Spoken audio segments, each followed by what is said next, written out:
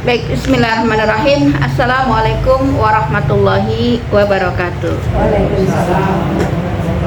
Alhamdulillah, innal hamdalillah nahmaduhu wa nasta'inuhu wa nastaghfiruhu wa na'udzu billahi min syururi anfusina wa min sayyiati a'malina may yahdihillahu fala mudhillalah wa may yudlil fala hadiyalah. Asyhadu an la ilaha illallah wa asyhadu anna Muhammadan abduhu wa rasuluh. Rabbi shrahli sadri wa yassirli amri wahlul 'uqdatam min lisani yafqahu qawli, amma ba'd. Alhamdulillah, puji syukur kita panjatkan kehadirat Allah Subhanahu wa taala yang telah memilih kita kembali menjadi orang-orang istiqomah dalam menuntut ilmu, dan tentunya istiqomah dalam ketaatan-ketaatan yang kita harapkan keistiqomahan ini sampai akhir hayat kita. Amin ya rabbal alamin. Salawat serta salam semoga senantiasa tercurah kepada kutuah manusia, itu Nabi Muhammad sallallahu alaihi wasallam, serta keluarga, sahabat, tabi'in, tabiat, dan orang-orang yang istiqomah di jalan yang Allah ridhoi, yaitu al-Islam. Baik, alhamdulillah kita sampai di bab syarat-syarat sholat ya. Kita kemarin sudah bahas dua ya. Jadi ada syarat wajib sholat, ada syarat sah sholat ya. Nah, syarat sah sholat sendiri, kalau syarat sah itu kan syarat-syarat yang harus dipenuhi agar sholatnya menjadi sah gitu ya. Tetapi bukan bagian sholat, karena ada rukun ya. Rukun itu rukun itu hal-hal yang dipenuhi tapi dalam sholat, namanya rukun sholat. Kalau di luar sholat namanya syarat sah sholat ya, yang kemarin kita bahas baru dua. Yang kalau di dalam sholat itu namanya rukun sholat, yang tidak boleh kita tinggalkan agar sholatnya sah. Kalau di dalam sholat itu namanya rukun sholat. Kalau di luar sholat, sebelum sholat, namanya syarat sah sholat. Nah, kita harus bisa bedakan. Makanya nanti kita gimana nih kalau pas kita sholat ada tertinggal ya, tertinggal di dalam sholat ada gerakan atau bacaan yang tertinggal. Nah, kita harus tahu yang tertinggal itu apakah rukun ya. Kalau rukun berarti kita tambah plus sujud sahwi ya. Kalau yang tertinggal sunnah, kita nggak usah nambahin, nggak usah menutup kekurangan yang tertinggal, tapi cukup sujud sahwi. Ada yang ketiga namanya hayat itu sunnah-sunnah yang tidak usah ditutupin atau tidak usah diulang, dan tidak usah sujud sahwi. Nah, kalau kita nggak tahu, kita bingung gimana cara menutup hal atau perkataan atau perbuatan yang tertinggal ketika sholat. Nah, inilah kita perlu. Jadi paling kalau kita belajar di kitab Fathul Mu'in, yaitu Masya Allah ya, rinci banget gitu ya. Nah, ini salah satunya kitab yang menjadi rujukan silabus ini ya. Jadi salah satunya rujukan silabus ini adalah kitab Fathul Mu'in. Nah, ini kitab pengarangnya adalah ulama dari mazhab Syafi'i. Baik, kemarin sudah di yang kedua ya, syarat sah sholat, yaitu kemarin pertama suci dari hadas dan najis ya, kita sudah bahas, kita tidak mengulang lagi. Yang kedua menutup aurat ya. Bahkan kemarin kita bahas ya, bagaimana kalau ketika pas waktu sholat terus tidak ada air, kita tetap sholat dalam rangka dihormatin waktu ya. Atau pas sholat, datang waktu sholat, kita tidak punya namanya penutup aurat, tetap sholat dalam rangka dihormatin waktu ya, menghormati waktu ya, sampai sebegitunya ya. Sekarang syarat penutup aurat dalam sholat ya. Kemarin kan rukun syarat sah kedua kan menutup aurat ya. Nah, sekarang syarat penutup auratnya itu seperti apa gitu ya. Nah, di sini wasatiru fi sholati syurut ya. Jadi pertama adalah syarat-syarat penutup aurat ya.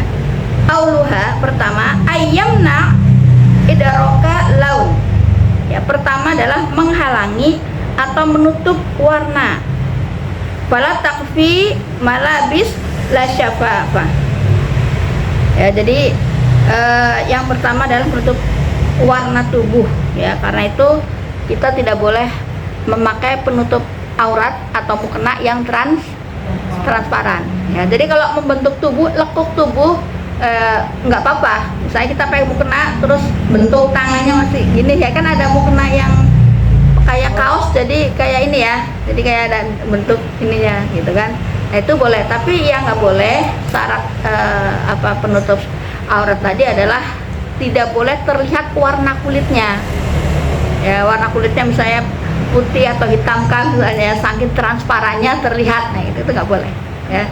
Jadi syarat penutup aurat yang pertama tidak transparan atau tidak terlihat warna kulitnya. Nah, jadi tidak tipis ya. Yang kedua, asani, yang kedua, ayyakuna saub satiro minal a'la wal jawanib la minal asfal. Ya. Jadi penutup yang dipakai dalam sholat itu ya menutupi semua tubuh dari atas atau dari samping, tapi tidak dari bawah gitu.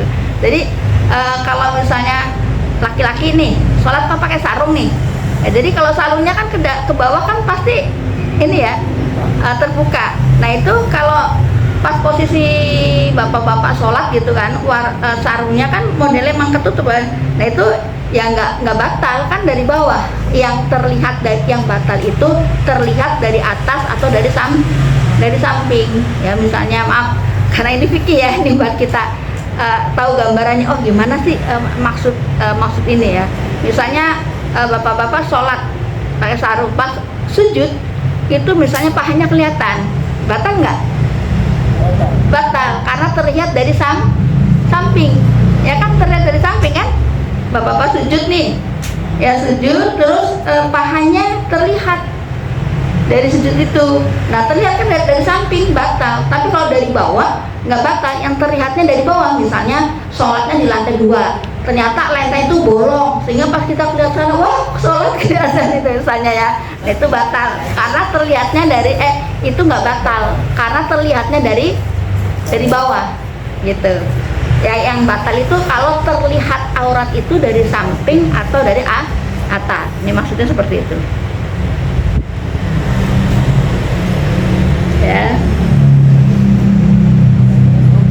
Falau doha juz'u minal aura minal kam masalan ya. Dan jika ada aurat kita yang tersingkap ya, nah itu batal juga.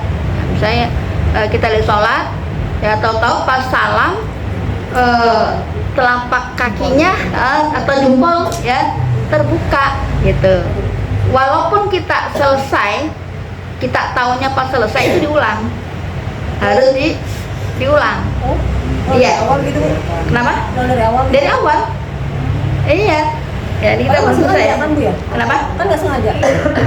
Sengaja atau tidak, ya kan terbuka. Ya, dan ini kita perhatikan dulu.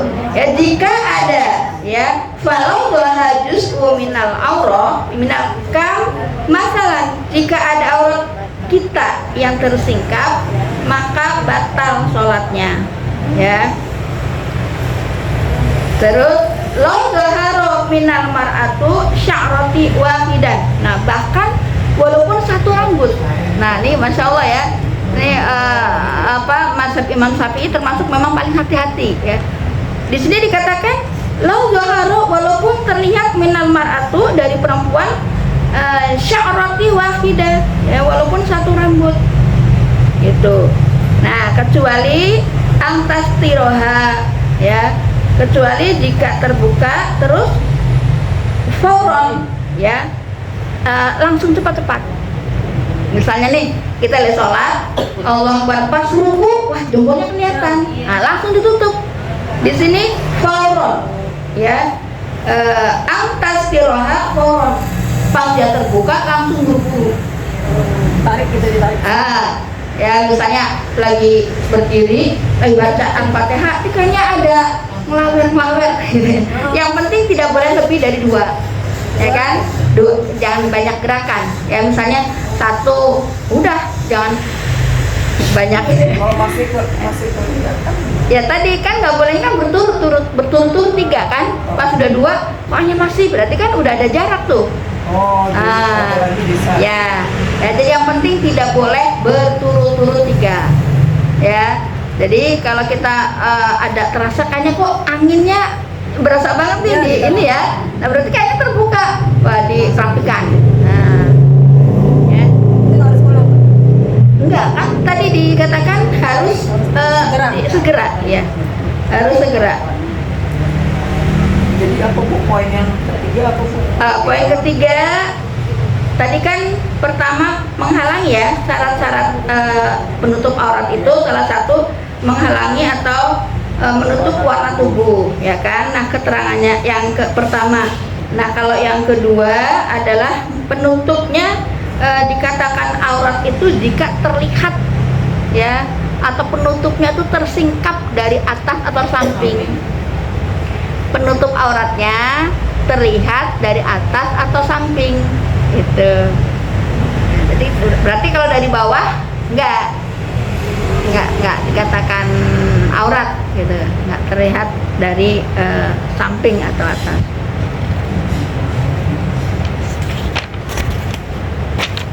Ya itu yang syarat penutup aurat yang kedua.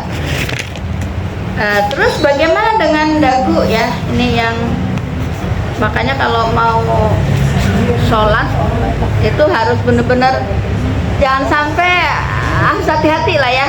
Jadi bagaimana dengan dagu ya, wa matahtat ya, jadi masalah dagu.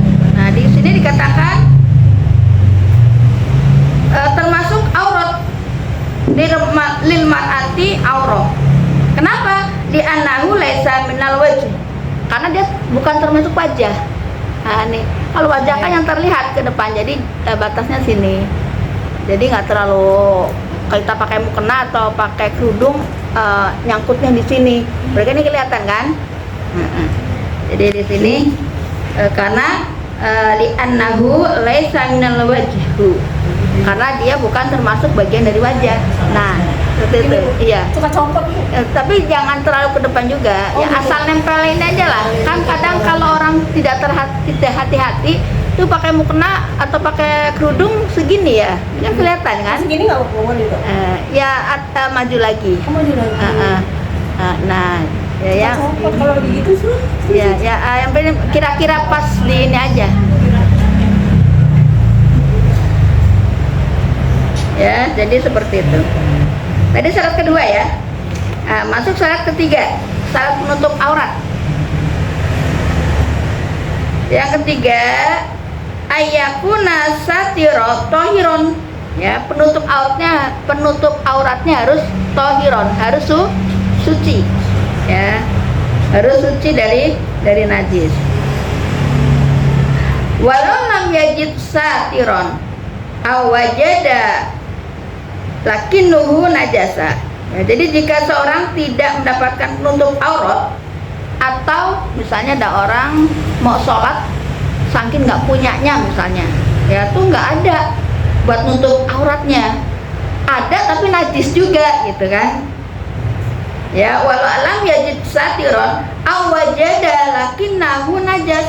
Ya dia punya dia tidak punya atau tidak mendapatkan penutup aurat ya, atau mendapatkan tetapi najis ya, maka di sini ya wafi hataini halataini yusolli ala riyan ya. Jadi di sini boleh dalam keadaan seperti itu ya, dalam dua kondisi seperti itu maka sholat tetap dilaksanakan tanpa penutup aurat dan tanpa diulang ya. Jadi seperti itu ya. Jadi ketika masuk waktu sholat, pas sholat bajunya emang itu doang, itu mah punya satu ya, punya satu dan nggak ketat tutup semua gitu. Ada yang terlihat misalnya bajunya nggak sampai ke bawah, atau punya ada yang kurang, misalnya kaos nggak ada kaos kaki misalnya ya, itu satu, atau ada tapi kena najis gitu, maka tetap sholat dalam dua kondisi seperti itu dan tidak diulang. Nanti kan emang fikih kan apa ya, dalam kondisi-kondisi yang kita tidak bisa membayangkan suatu saat terjadi gitu ya, ini ada solusinya udah disiapkan gitu ya. Kan hal-hal semacam itu kan kayak kita hidup di tengah, adalah penutup aurat ya, maksudnya kita baju pasti punya. Apakah mungkin seperti ini? Ya bisa saja ya, kalau misalnya kondisi safar atau darurat yang kita mungkin tidak terbayang, bisa saja terjadi gitu ya. Nah ini fikih membahasnya, telah menjadikan solusinya, ada solusinya ya. Jadi kalaupun seperti kemarin kan, ketika kita hadas, dalam keadaan hadas waktu sholat masuk kan, dalam rangka lihurmatin waktu kita sholat, begitu kan.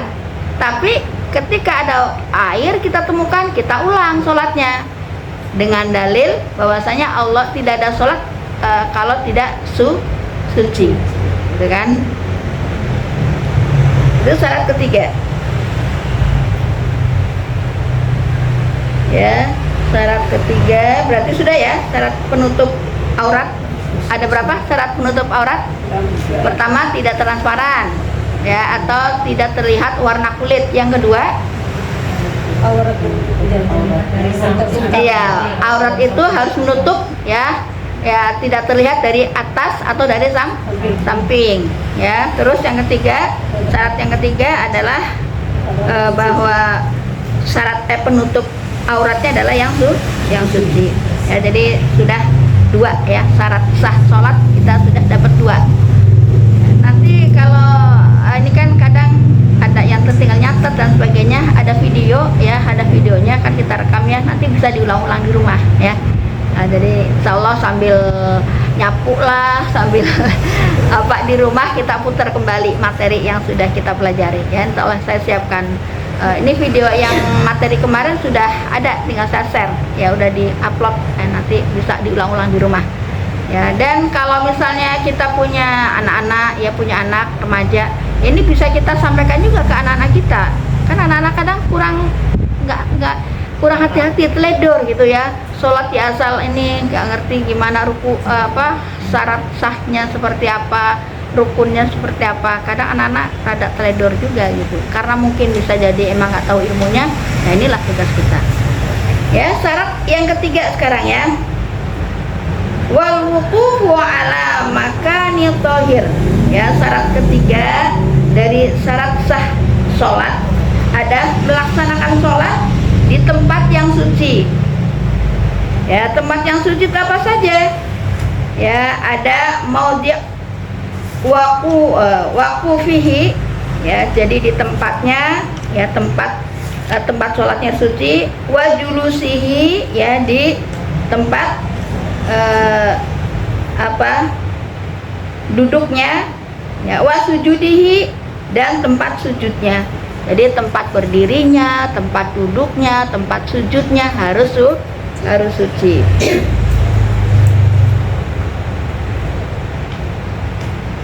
Falau waqa'a thawbuhu ala najasah ya, jadi jika pakaian menyentuh yang najis dan membiarkannya ya, jadi pas kan kadang misalnya sholat kadang mau kena terbang misalnya ya, terus di sampingnya misalnya kita ada punya anak kecil, misalnya pipisnya misalnya, atau apalah ya, terbang ke situ. Nah kalau kita membiarkannya lama tanpa cepat-cepat, itu termasuk najis ya. Jadi harus buru-buru ya, walam yatawallau. Jadi harus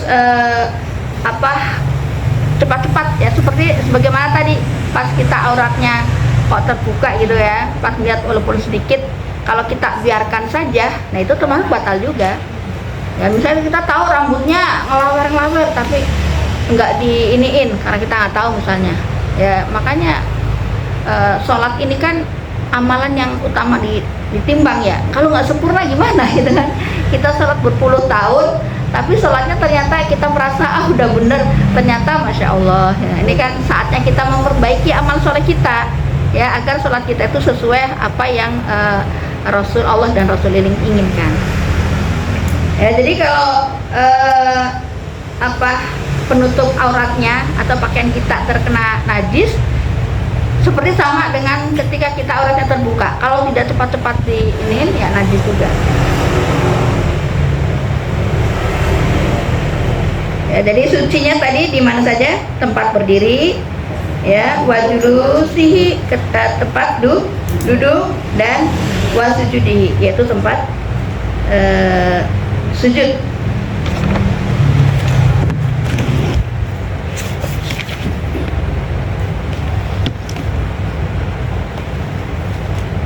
Ya, terus tadi syarat yang ketiga ya.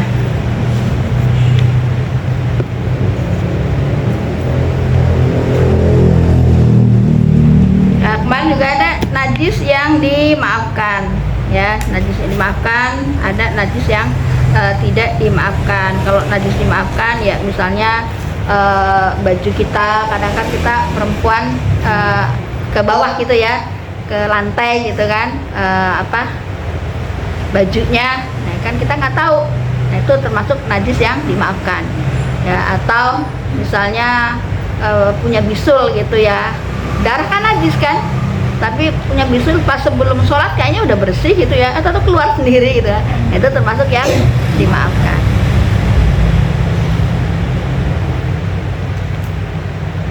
Terus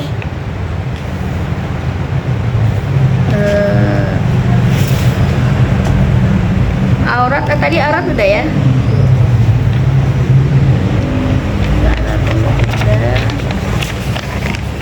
Nah, sekarang masuk ke 4.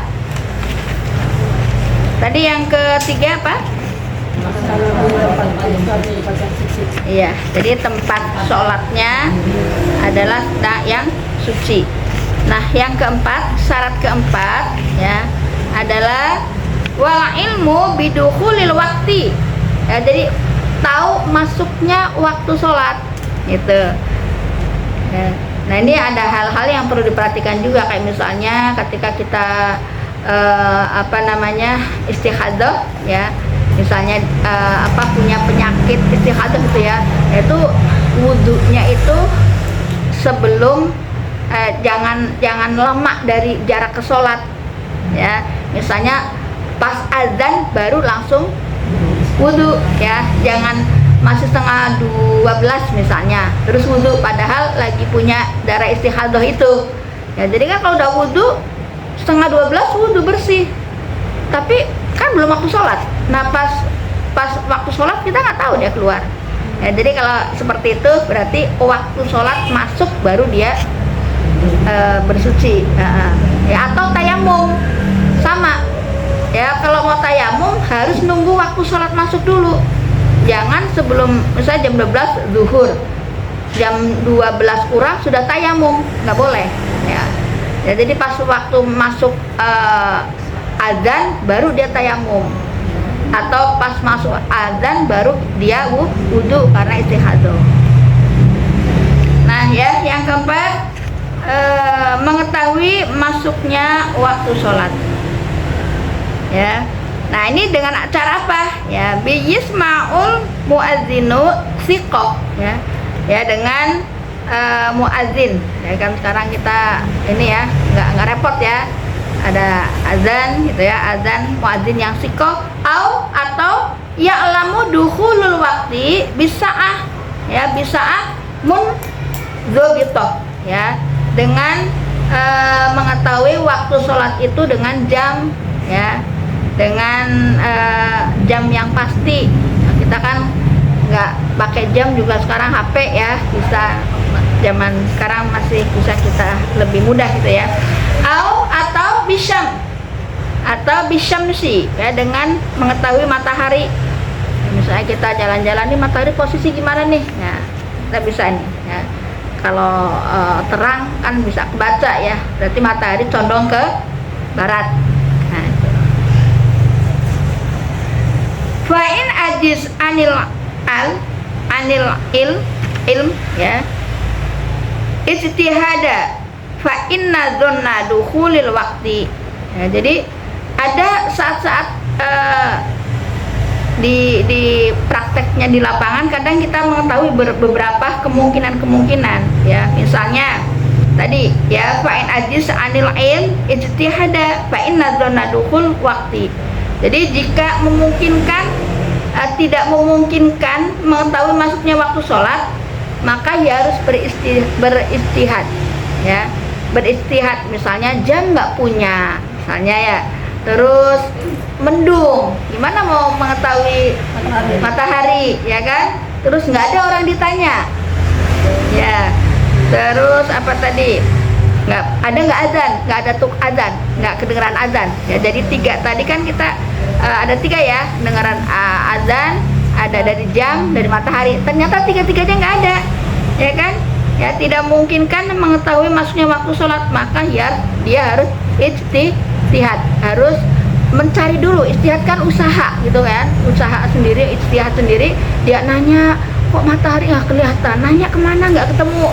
Nah akhirnya udah kayaknya udah bismillah ini udah masuk. Nah tapi udah nyari dulu, udah nanya dulu, udah ini dulu, usaha dulu. Nah maka dia harus ijtihad. Wala yajzu lahu ayyusolli min ghairi istihadi ya. Jadi apabila tadi ya, kalau sudah berusaha ya, terus tidak mengetahui apa namanya masuk apa tidak, karena nggak ada ditanya, nggak ada jam, matahari nggak ada, misalnya mendung ya, maka dia istihad. Dan ketika istihad ya, tapi apa ya, dia udah masuk waktu sholatnya, dia beristihad, wala yajuzu lahu an yusolli min ghairi istihad ya. Jadi jika telah melakukan istihad tadi, waktu masuk maka sah sholatnya. Nah, jadi pas istihad pas memang waktunya udah masuk, misalnya tadi pas setelah ada jam iya udah masuk gitu, oh bener, berarti istihadnya benar. Itu kan hal-hal yang mungkin kayaknya nggak mungkin deh ya, namanya ilmu tetap kita sampaikan juga ya. Jadi karena apa? Karena wala yajuzu lahu an yusolli man ghairi istihad, karena ia tidak boleh melakukan sholat ya tanpa istihad. Jadi harus ada usaha dulu, terus akhirnya dengan usaha nggak ada, akhirnya udahlah saya istihadnya ini udah mau sholat. Karena kalau nggak ada istihad itu, walaupun waktunya masuk sesuai dengan pas waktu, harus mengulang ya. Hatta lau sholat wa waqa'at sholatuhu fil waqti wajib alaiha i'adatuha ya. Apabila ia sholat tanpa istihad nih, kalau tadi kan suruhnya istihad ya, karena sholat itu harus ada, kalau tanpa istihad tidak dikatakan sah. Maka di sini hatta lau sholat wa waqa'at sholatuhu fil waqti wajib alaihi i'adatuha.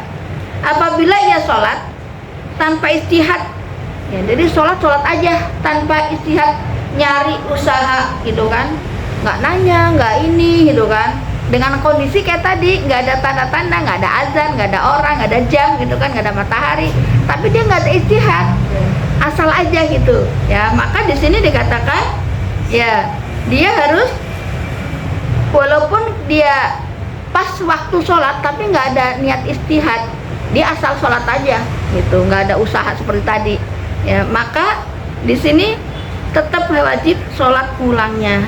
Kenapa? Li'annahu sholat min ghairi audon, karena dia melakukan sholat tanpa pengetahuan, tanpa adanya sangkaan yang kuat masuknya waktu sholat.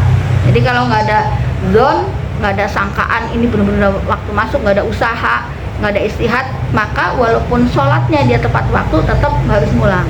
Setelah sholat, oh iya bener emang waktu pas ada jam, oh iya bener waktu sholat, tapi dia pas sholat nggak ada istihad, nggak ada zon yang kuat ya. Nah itu seperti itu. Wala istihada wa shalla tsumma bana lahu annahu shalla qabla al-waqti. Ya. Nah, apabila ia beristihad lalu sholat dan kemudian diketahui bahwa ia sholat sebelum masuk waktunya. Nah, kalau tadi kan nggak ada istihad, nggak ada usaha, main sholat aja, maka dia tetap ulang walaupun waktunya benar gitu. Tapi yang kedua ini kasusnya dia beristihad lalu sholat, ya, kemudian diketahui bahwa waktunya ternyata belum masuk gitu, ya, belum masuk, ternyata jam 12 kurang gitu, dia istihad, hah, ternyata pas dia sholat, pas ngeliat jam, oh masih jam segini. Nah, itu termasuk ngulang juga, ya, sholatnya ngulang. Ya, ba'dal waqti fala syai'a alaihi. Ya, berbeda jika setelah sholat, ya, ternyata keluar waktunya gitu. Artinya pas udah sholat, ternyata udah sampai asar gitu, keluar waktu sholat duhur maksudnya. Jadi kan dia mau sholat duhur, nggak ngerti ininya, dia istihad, ya, pas kayaknya iya, dia udah berusaha istihad, akhirnya ya ini kayaknya udah masuk waktu duhur, akhirnya dia sholat. Nah, setelah ngeliat jam atau ada orang yang bisa ditanya, ya ini kan udah jam 5 ya, gitu kan. Nah, kalau seperti ini bagaimana? Dia tetap tidak mengulang. Kenapa? Karena dia statusnya berarti mengkodok waktu, mengkodok sholat duhur. Nah, kodok kan artinya sholat di luar waktunya kan, gitu. Meskipun niatnya, kenapa? meskipun niatnya Niatnya iya duhur, ngerti kan? Kan tadi ada istihad, ya, ada istihad tadi kan? Ya, jadi dia secara dikatakan menjadi statusnya jadi kategori sholat tapi dengan mengkodok. Kan tadi ada istihad, ada zon yang tinggi, meyakini, udah usaha nanya ini, tapi ternyata tidak lo sholat, tapi setelah sholat ternyata waktu udah lewat. Nah, itu nggak usah ngulang. Karena apa? Itu dikategorikan mengkodok sholat.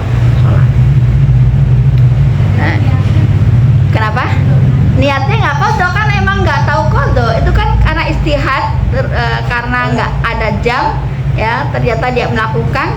Ternyata setelah ada jam atau orang yang beritahu, ternyata waktunya udah jam 5, udah zuhurnya udah kelewat, tapi dia baru ngerjain, dia nggak ngulang sholat duhur di waktu asar. Beda dengan kasus yang tadi kan, mengulang karena nggak masuk waktu sholat. Ya, itu. Terus yang kelima, ya. Nah, ini sebelum ini kan tadi terkait dengan waktu, ya. Nah, ini masih terkait dengan waktu. Kalau menurut Imam Syafi'i, wajib waktu sholat, ya, itu ada di awal. Kan ada yang mengatakan sholat isya itu lebih baik di akhir gitu, ya.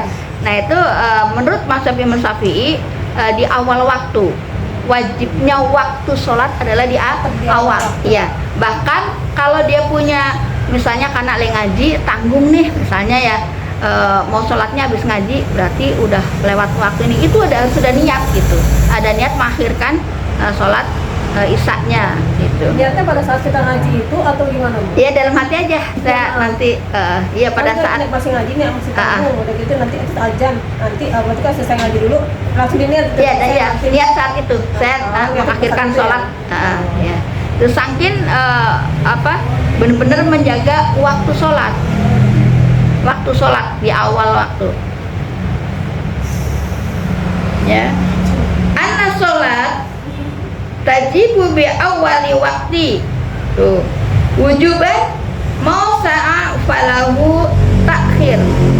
Jadi wajibnya sholat, waktu sholat, ya, sholat wajib dilakukan di awal waktu, ya, dengan kewajiban puasa ini walaupun diakhirkan juga nggak apa-apa, walaupun nanti juga nggak apa-apa gitu kan, boleh sampai akhir, tapi ya diusahakan di awal gitu. Pahalanya sama nggak, Bu? Kenapa? Pahalanya sama? Ya pastinya, apalagi nggak ngapa-ngapain kan, udah lagi duduk main HP terus ya, diakhirkan gitu kan, tanggung gamenya belum menang misalnya. ya jadi harus di ini, ya. Ya falahu ta'khir an awaluhu ila waqti yasa'hu bisyarti ayyazima ala fi'laha fi ya. Jadi kalau misalnya dia mau mengakhirkan waktu sholatnya, dia harus berazam dulu, harus diniatkan gitu. Ya misalnya tadi contohnya lagi pas ada tamu ya, ada tamu udah azan gitu kan, mungkin lagi itu ada niat, oh ya ntar habis ini kita mau sholatnya, habis ada tamu pergi misalnya, ada tamu dari jauh atau lagi ngurus hal yang genting, atau misalnya dokter bedah yang lagi nangani ini kan nggak mungkin diputus ya kan. Lagi bedah pasien, kalau diputus gimana dia bisa fatal ya kan, bisa fatal kan, diomelin sama ini keluarga pasien. Ya jadi itu harus ada niat di akhir, oh ya nanti sholatnya setelah kegiatan itu. Nah jadi ini terkait dengan waktu Ya, dan darurat ibu ya, kondisi darurat ibu. ya. Nah, kalau misalnya duduk main HP lah, masa mau niat tanggung habis. Saya dipotong, kalau saya menjelang asar itu kan saya isi, saya ngambil wudhu dulu, saya sholat dulu, sholatan sambil menunggu asar, ya udah zikir aja sambil nanti asar. Saya udah nggak ngambil wudhu lagi, sah kan?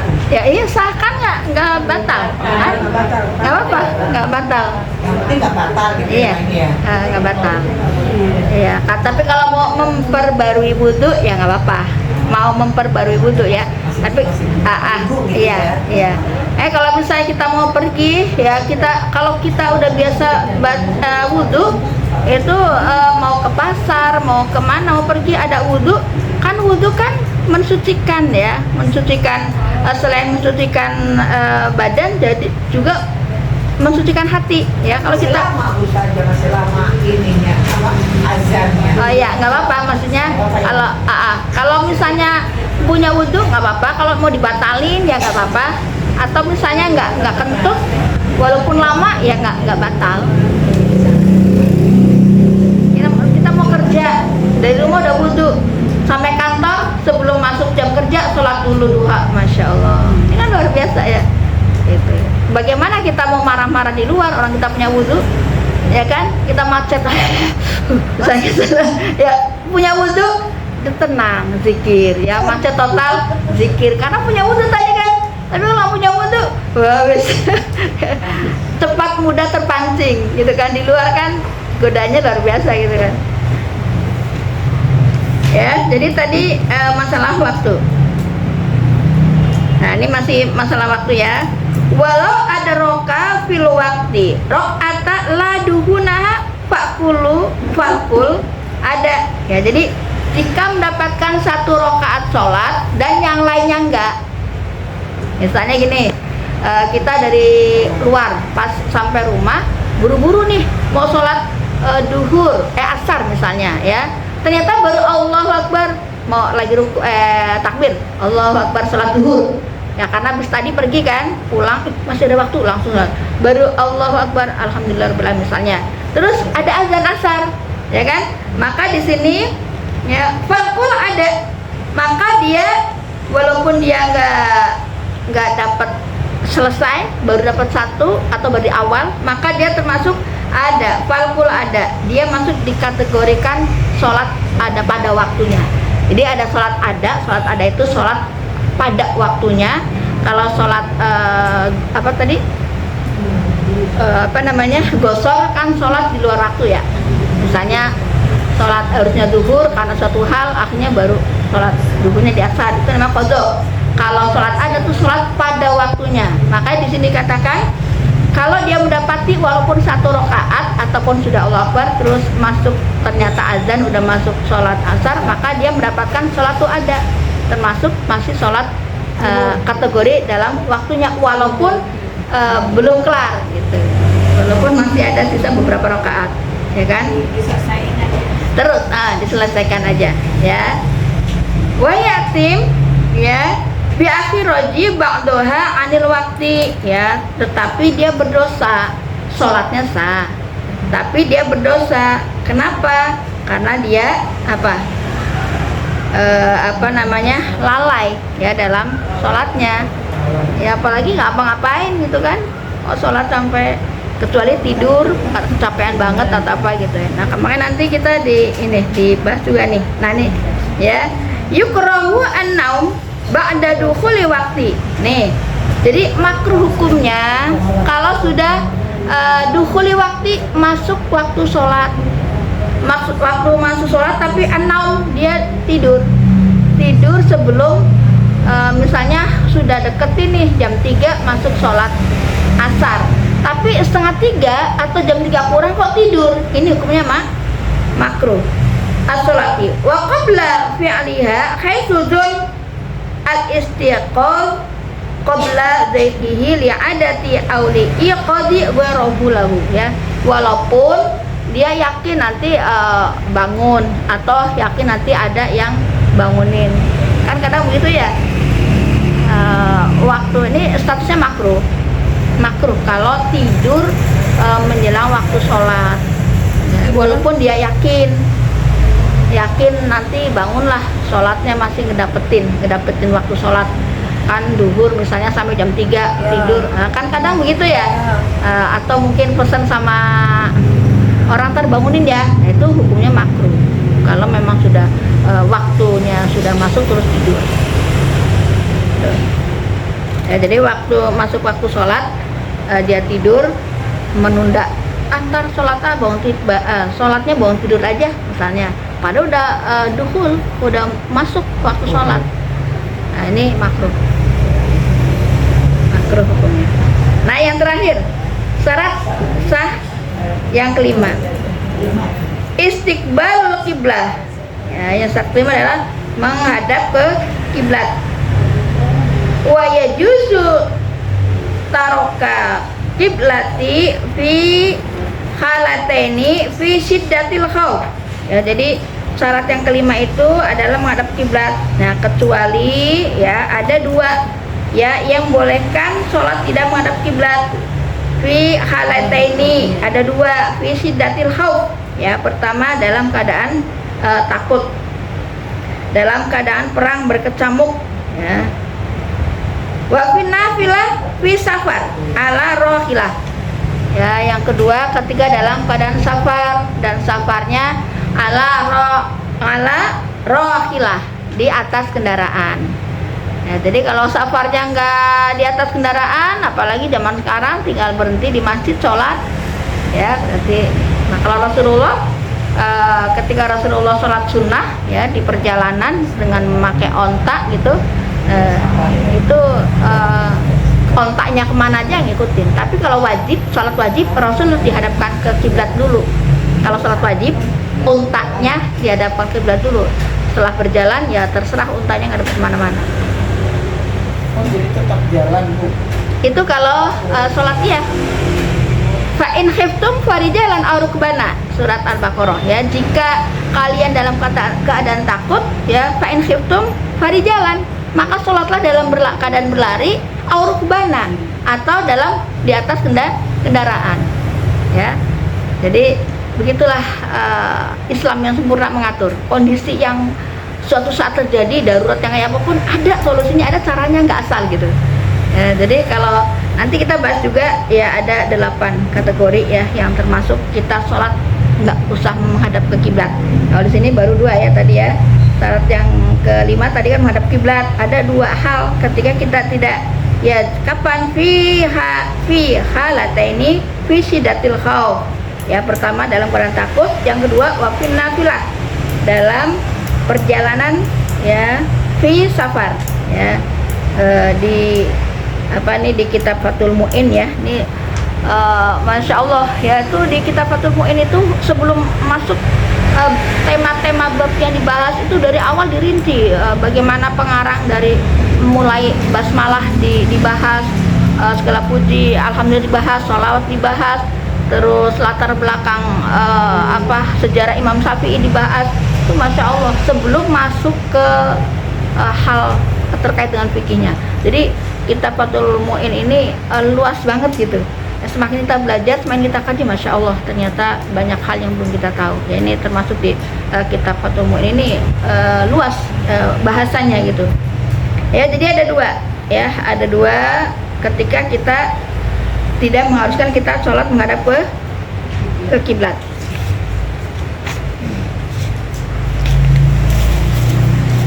Nah terus di sini ini jadi referensi dari ini pakainya silabus ya ini, jadi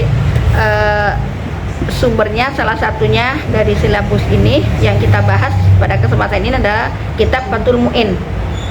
Ada beberapa golongan ya, 8 golongan yang dibolehkan tidak menghadap ke kiblat. Nah, kapan? Fi haqqil ajiz anhu. Ya, pertama orang yang tidak mampu. Orang yang tidak mampu bisa jadi lemah misalnya ya, atau sakit atau dikat misalnya di rumah sendirian, atau ada cucunya ya, cucunya nungguin mbahnya stroke ya, mau sholat cucunya nggak bisa geser-geserin menghadap kiblat. Nah kan berarti kan dalam kondisi lemah, berarti nggak harus, atau di rumah sakit ya kan, rumah sakit dalam keadaan lemah ya, lu nggak harus gotong-gotong apa namanya ranjangnya, ntar marah-marah sampingnya yang malang sini ini kok gitu amat Islam gitu kan, nantinya karena tidak berdasarkan ilmu akhirnya aneh gitu kan, jadi perhatian juga gitu kan, ini orang mau ngapain geser gitu ya. Jadi ketika dalam keadaan lemah atau diikat ya, misalnya ditawan musuh waktu sholat datang ya sholat, Masya Allah. Jadi nggak ada kata tidak sholat kecuali kematian ya. Yang kedua, fi syiddatil khauf ya, ketika perang berkecamuk ya. Jadi apa namanya tadi dalilnya, fa in khiftum farijalan arukbana, jika kalian takut maka sholatlah dengan berlari ya, berdiri atau berkendaraan ya. Jadi nggak ada apa namanya, apalagi nggak ada perang tapi nggak sholat, ini kebangetan. Sholat pun waktu masuk sholat gimana sholatnya ya tadi ya, gerakannya nah nanti kita bahas di sini ya. Jadi pas waktu masuk sholat ya, terus dia sholat sambil tangan kanannya nebas-nebas musuh yang di depannya gitu kan. Setelah udah dapat ntar sholat lagi, lanjutin bacaannya seperti biasa. Pokoknya yang jelas tidak memutuskan sholat dan tidak meninggalkan sholat. Nah ini termasuk darurat kan ya. Apalagi kalau di rumah nggak ada apa darurat, cuman ke manten nggak sholat, jadi manten nggak sholat atau jadi manten kok di jamak gosor ya, mana keringanannya, mana yang dia menjadikan alasan untuk menjamak atau menggosor, padahal kan bisa asal di waktu diatur ya kan. Nah ini dalam keadaan perang pun yang air luntur ya, jadi tinggal diatur aja. Kadang orang kan menggampangkan, Islam itu mudah, gampang, tapi jangan di otak-atik ya, gara-gara pengantenan nggak sholat, gara-gara pengantenan takut make upnya luntur ya, jadi apa namanya pagar ayu misalnya, sholatnya di jamak gosor, yang mana dalilnya gitu kan. Kalau jadi pengantinnya gimana? Itu tadi tinggal diatur waktu ya, misalnya jam berapa gitu. Ya, jadi tinggal diatur waktu ya. Ketika Mas ini berarti selesainya sebelum waktu zuhur habis, kan bisa diatur. Kan yang punya hajat kan kita. Jangan mau diatur sama fotografer misalnya, atau diatur sama jadi kita lebih tahu gimana mengantisipasinya ya. Jangan sampai rumah tangganya yang kita harapkan mawadah sakinah, mawadah warahmah jadi tidak berkah gara-gara diawali dengan maksiat kepada Allah. Kan begitu. Nah ini perang aja sholat, masa gara-gara manten nggak sholat? Ya apa dalilnya? Hadis ya.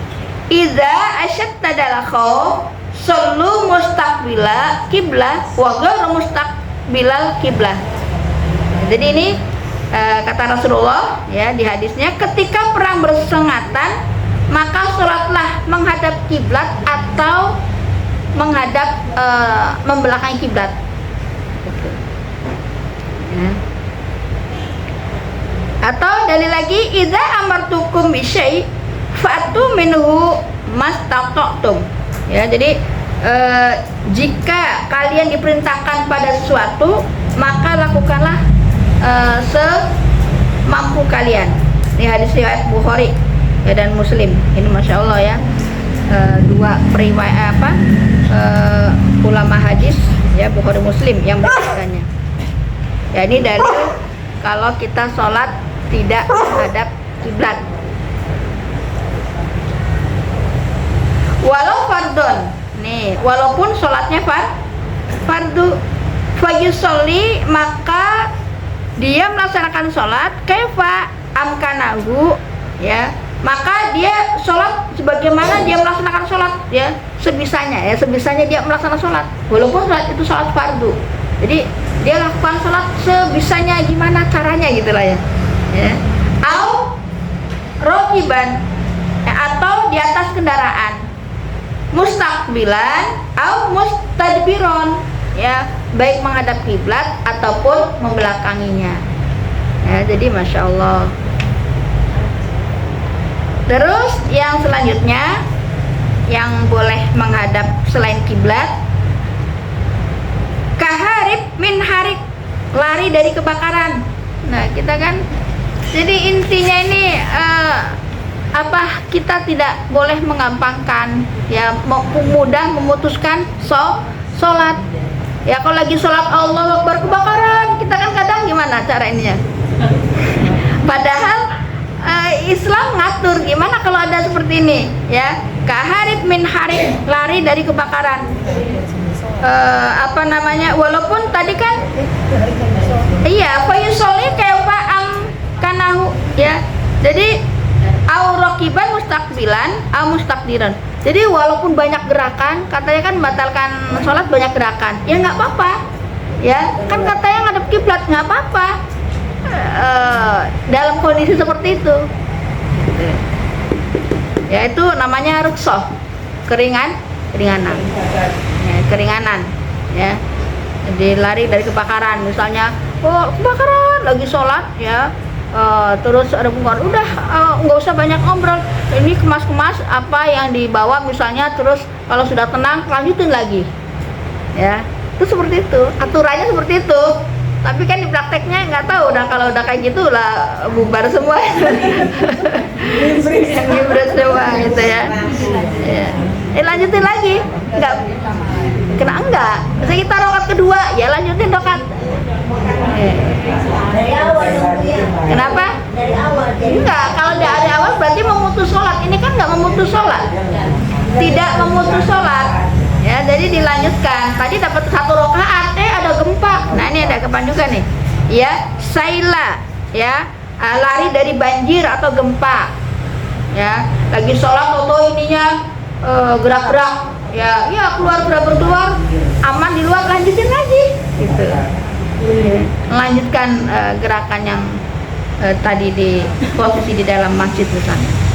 Terus sibak, ya, lari dari binatang buas, misalnya hayya, ya, lagi sholat Allahu Akbar, tahu di depan ada suara ular, misalnya, ya, kita cari posisi lain, jangan dibatalkan.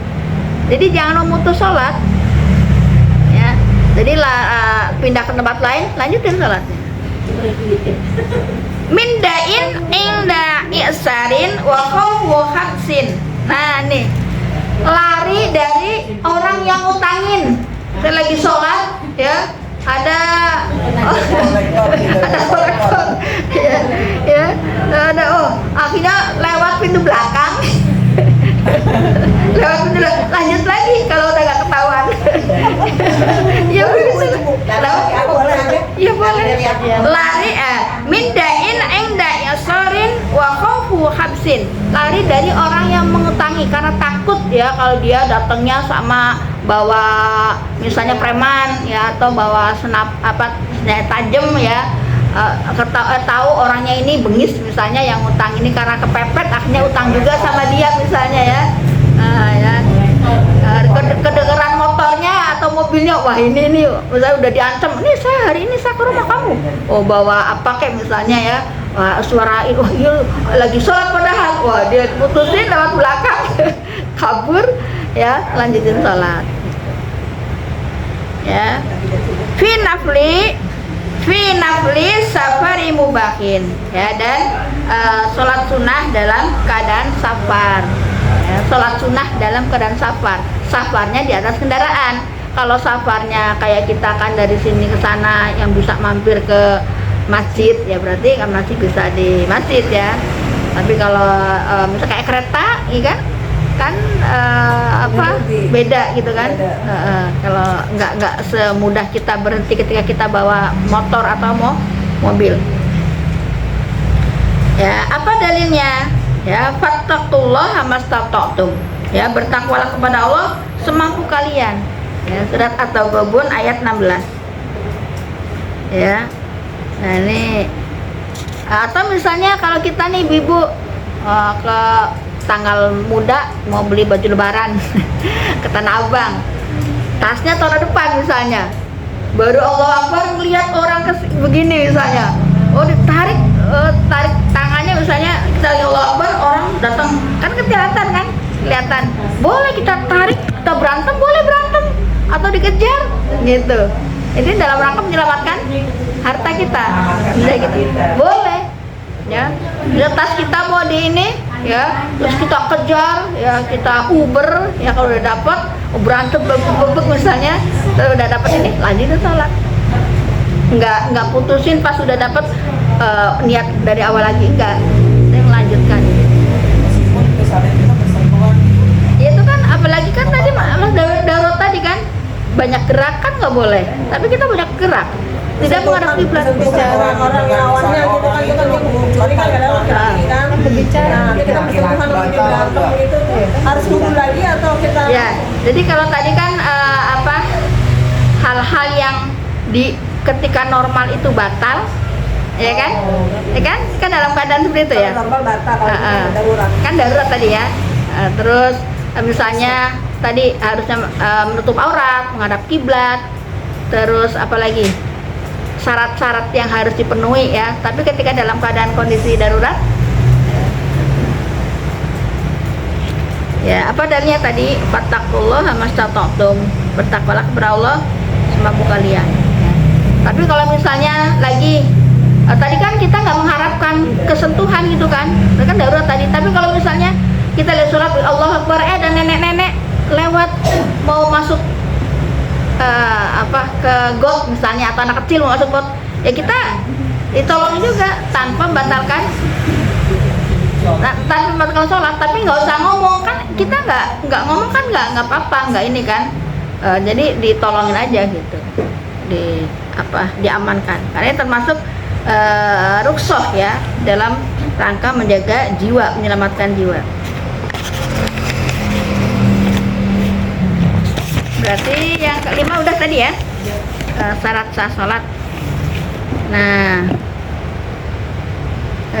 tadi sekarang kita masuk ke sholat orang sakit. Jadi darurat tadi ya.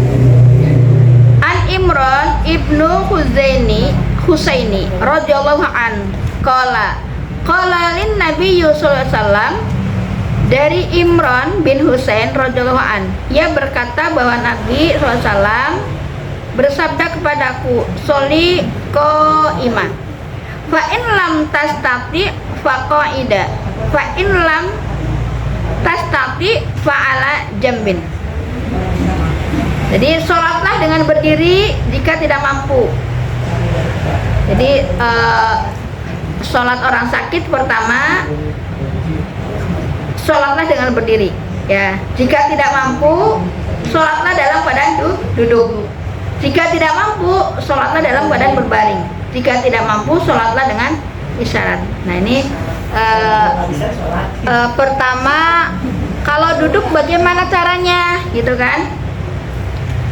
Kalau duduk gimana caranya? Duduknya orang sakit, duduk istirosi, duduk antara dua sujud ya. Jadi kalau jangan langsung di atas kasur, kalau masih bisa gerak gitu, kecuali udah payah gitu kan. Nah kalau bisa sholat istirosi ya, di gelar itu apa namanya, di lantai itu ya. Terus istirosi tadi duduk ya. Kalau tidak maka dia selonjor di atas kasur ya, misalnya udah rada payah, jadi dia nggak, kalau ditekuk sakit ininya ya. Duduk di kursi, tadi kan duduk di lantai atau duduk di paranjang rumah sakit tapi posisi selonjor ya. Nah terus ini boleh duduk di atas kursi ya, kalau misalnya lebih memungkinkan dengan nyaman duduk di kursi ya, duduk di kursi ya, dengan menghadap ke kiblat, terus tangannya di atas paha, dan tadi sujudnya itu lebih dicondongkan ke bawah. Harus ada beda ruku dan sujud. Kalau sujud lebih ke bawah lagi. Nah terus kalau nggak memungkinkan lagi ya, nggak bisa begitu, udah payah misalnya, maka berbaring ya. Berbaringnya posisi gimana? Posisinya badan miring ke ke kanan ya, berarti kepala posisi di selatan kan, miringnya ke kanan ke arah kiblat kan. Berarti posisi kepala di selatan, kaki di atas, kaki di sebelah utara kan, badannya menghadap ke kiblat kan, miring ke kanan. Sakit kan kadang-kadang tempat tidur itu nggak mengarah ke situ Bu. Ya. Diputar gitu Bu. Ya, kalau memungkinkan ya, kalau memungkinkan. Kan tadi ada hal-hal yang tidak menghadap kiblat, beberapa kriteria ya. Jadi kalau ya, jadi terus bacanya sama. Terus ruku sujudnya tadi isyaratnya dengan kepala. Terus ketika payah juga, miring nggak kuat misalnya, ada selang ini selang itu gitu kan misalnya, maka berbaring. Nah berbaringnya gimana? Kakinya posisinya di kiblat, telapak kakinya menghadap ke kiblat ya, jadi kepalanya di sebelah timur ya, kakinya sebelah barat karena menghadap ke kiblat, dan posisi bantalnya ditinggiin, itu aturannya ya. Jadi tidurnya telentang dengan kepala ditinggikan, tangan dilipat di atas dada, kedua kaki menghadap kiblat, di kepalanya, di kiblatnya sana ya, kiblat sana ya, berarti gini, kakinya di sana. Ruku dan sujud gunakan isyarat mata ya, kalau matanya juga udah payah ya, tapi masih ada napas, kan ada juga ya, semakin payah nggak matanya udah nggak bisa bergerak tapi masih napas ada, nah berarti pakai isyarat baik, isyarat tadi ya. Jadi itu saja, wallahu a'lam bishawab ya.